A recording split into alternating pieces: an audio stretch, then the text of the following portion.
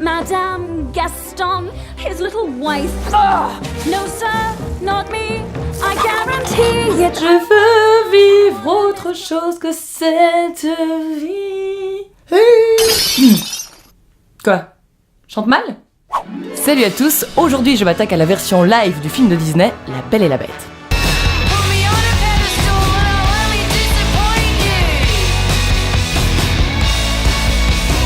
Alors je sais que ça fait un moment que le film est sorti, mais je l'ai vu pour la première fois il y a quelques jours, et il faut vraiment que je vous en parle. Bon alors on va pas s'emmerder avec un long résumé, vous connaissez l'histoire. Donc c'est l'histoire d'un mec pété de thunes qui est un vrai connard, il vit tranquille dans son château, et un soir une sorcière lui jette un sort, parce qu'il est pas très gentil, qui fait qu'il est transformé en Chewbacca mutant. Alors dans les rôles principaux c'est Emma Watson qui interprète la Belle, et dans le rôle The Beast c'est Dan Stevens. Mais si, c'est Matthew de Downton Abbey.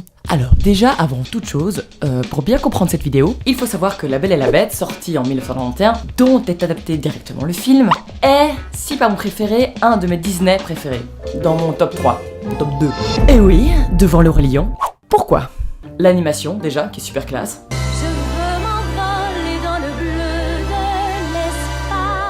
Parce que Belle est une des premières héroïnes à être pas cucu comme Aurore ou Blanche-Neige, et qui n'est pas uniquement destinée à prendre son pied en faisant la vaisselle ou en rangeant toute une maison. Voilà.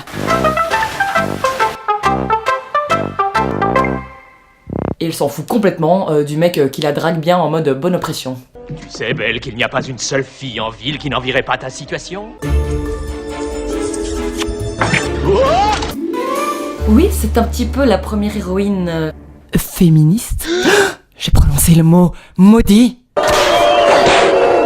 Autre originalité, c'est un des premiers Disney où le méchant est à la fois le prince charmant. Mind blown. Raison numéro 3. La soundtrack. Non, excusez-moi, mais est-ce qu'on peut juste prendre 30 secondes pour apprécier cette putain de soundtrack?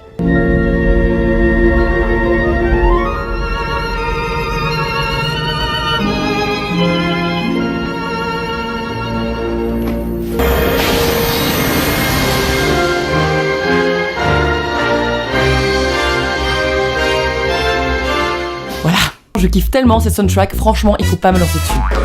Jess! Non, ça veut vraiment pas maintenant, s'il vous plaît. C'est Mademoiselle Belle. C'est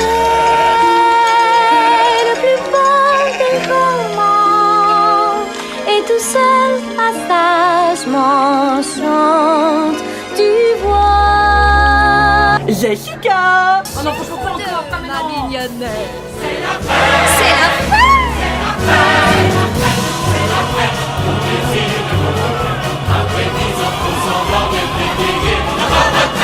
Yes! Oh non, pitié, pas maintenant. Je veux vivre autre chose que cette vie. Je ferai pour Belle un excellent mari.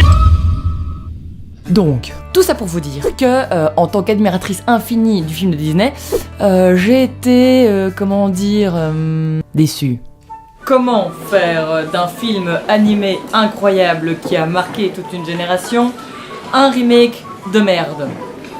Vous avez 4 heures. Alors oui, je suis pas très gentille, mais alors vous allez me dire pourquoi le film est raté. La raison en 8 points. Vous vous souvenez de l'intro du dessin animé qui nous plongeait dans l'ambiance tout de suite? Un soir d'hiver, une vieille mendiante se présenta au château et lui offrit une rose.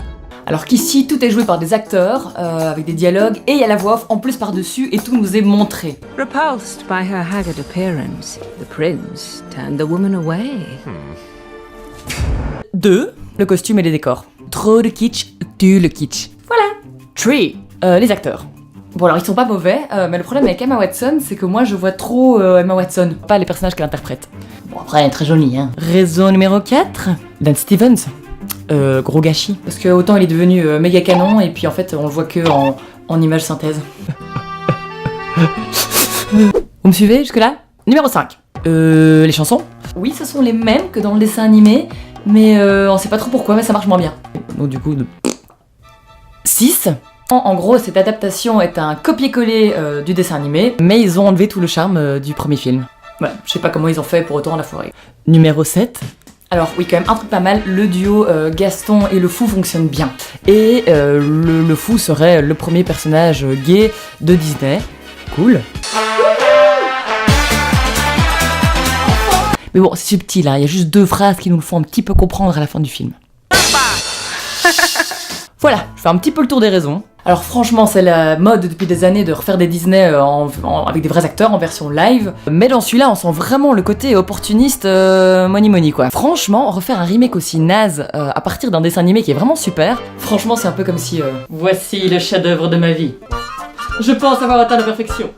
Donc ouais, j'ai refait ce portrait, ouais, avec des feutres, beaucoup de thunes et mon sperme. Voilà, touche artistique. Bon d'accord, j'exagère un petit peu. Donc, je conclurai cette vidéo avec un petit message pour l'équipe de Disney qui me regarde, bien sûr.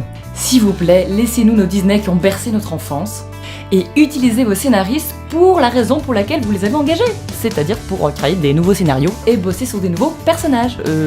Féministes, macho, grand, petit, gros, moche, gay, bi, hétéro. Allez hop, au boulot.